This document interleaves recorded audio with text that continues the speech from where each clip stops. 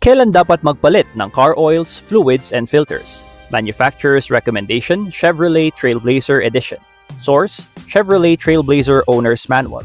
Engine oil and oil filter every 10,000 kilometers or 6 months, whichever comes first. For severe driving operation, palitan every 5,000 kilometers or 4 months.